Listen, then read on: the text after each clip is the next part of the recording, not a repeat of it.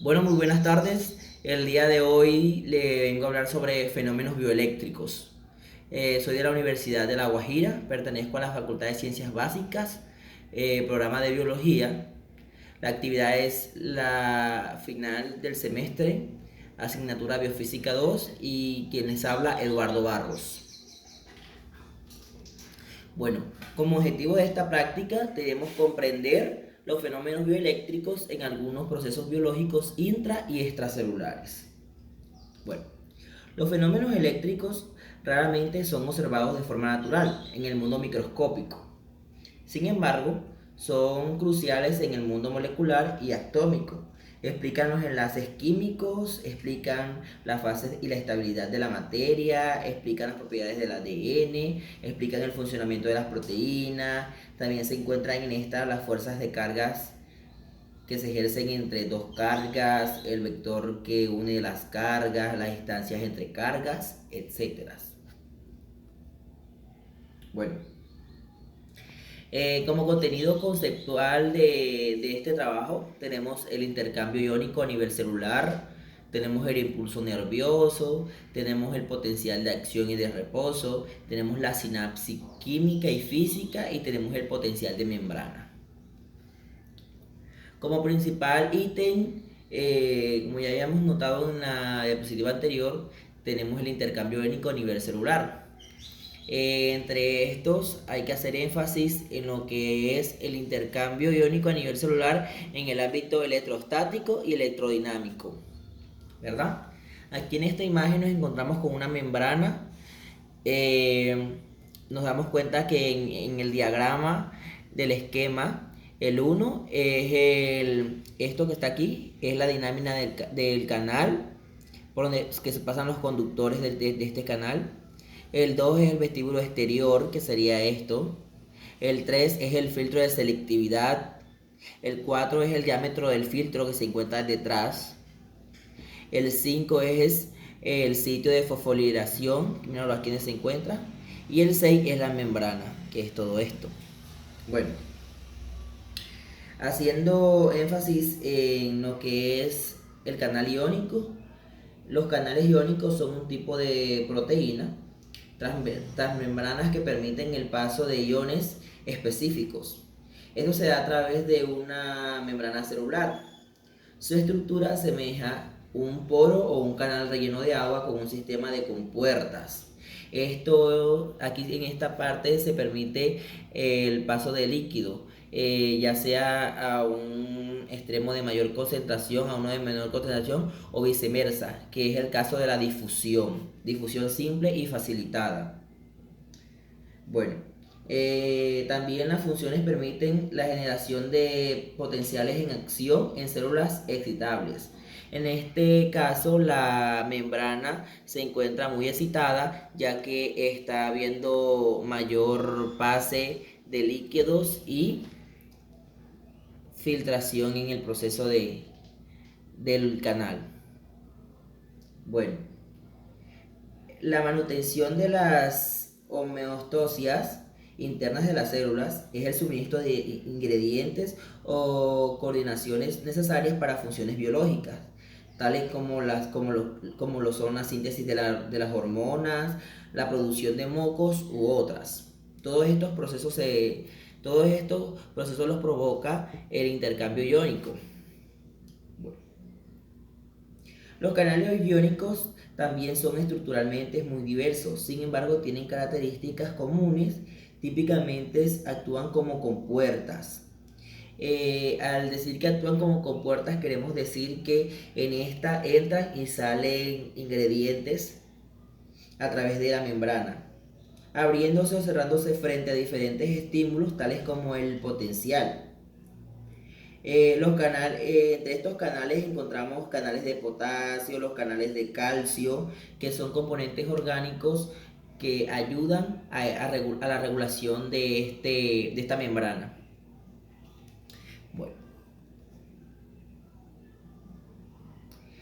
bueno, como impulso nervioso encontramos esta figura, esta imagen, donde nos señalan lo que es la dendristas, el axón, la mielina, la sinapsis, y esto que se encuentra aquí es la decreción de de la señal electrostática e impulso nervioso. Bueno, en esta diapositiva encontramos y hablamos sobre lo que es el impulso nervioso. Bueno, nuestro impulso nervioso trabaja con neuronas, las cuales son unas células particulares, como muchas otras células de nuestro cuerpo. Estas son capaces de generar cargas eléctricas, pero su particularidad reside en su capacidad de transmitir esas cargas. O sea, se encargan y su mayor énfasis es traducir estas cargas, generar estas cargas. Por su particular reside en estas. El conductor en el impulso nervioso, esto las convierte en una auténtica red de cambalache largo y de ancho en todo nuestro cuerpo, generando cargas tanto positivas como negativas. Y a estas cargas se le llaman interruptores de neuronas. Las neuronas, como el resto de las células, cuentan con una membrana. Estas membranas las separan del medio exterior. Más correctamente, para el tema que nos concierne, lo que hace es que las separan de las moléculas que hay dentro de una neurona, de la molécula que hay fuera de ellas, a grandes rasgos. Estas moléculas son de potasio, sodio, cloro y otras más grandes proteínas que les ayudan a su crecimiento y su mayor formación en el cerebro. Cuando una neurona está en reposo, no se halla excitada. La carga del conjunto de iones que tiene en su interior es ligeramente negativa, ya que se encuentra sin ningún esfuerzo, sino que se encuentra situada en el lugar donde está. Mientras que el conjunto de los iones extremos es positivo. En este estado, pues las neuronas también tienen cargas aproximadamente de 60 o 70 mil voltios, pero no suficiente para estar excitadas. Lo que hace que el impulso nervioso no se encuentre acelerado, sino que se encuentre neutro. Bueno, las cargas eléctricas positivas y negativas, como estaba diciendo, que pertenecen al reposo del impulso nervioso, cuando una neurona está en reposo no se halla excitada, pero no es suficiente para estar excitada, por así decirlo. Estas viven por encima de cada carga,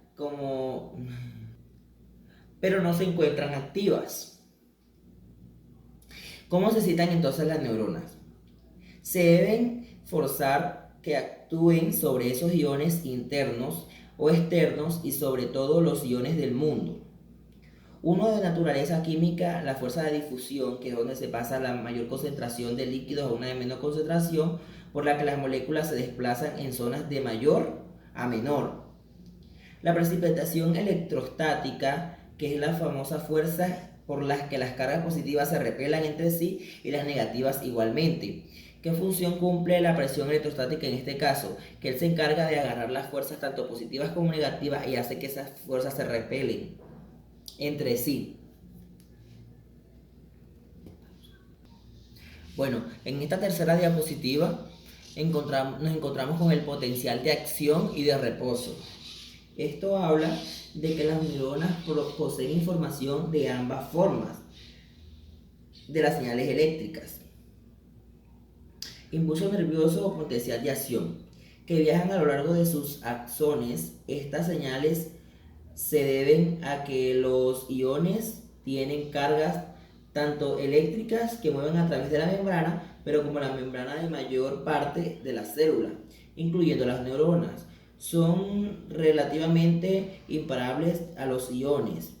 En las membranas hay varios cruces como canales para hacer posible que los iones no se crucen entre sí. El axón sería que es lo que permite que el canal y tengan la unión de la membrana. La diferencia de voltaje a través de la membrana plasmática de una neurona que se encuentra en reposo es está moldeado a señales eléctricas, que es llamada potencial de reposo. A esto se le está llamando potencial de reposo, ya que estas membranas se encuentran situadas en su lugar y no se encuentran en ningún movimiento alterándose entre sí.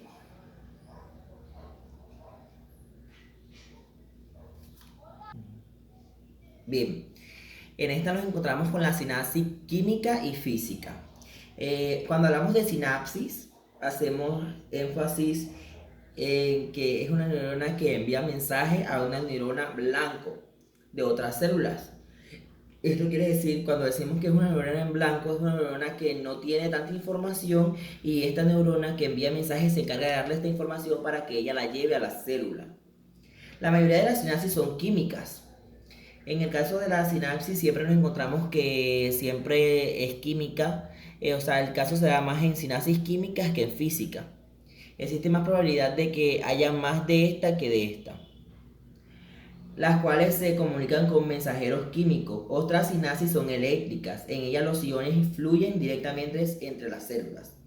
Una sinapsis química es un potencial de acción que provoca que la neurona presináptica libere neurotransmisores. Esto quiere decir que envíe impulsores que radien información de un lugar a otro entre esta misma sinapsis, o sea, entre la misma célula.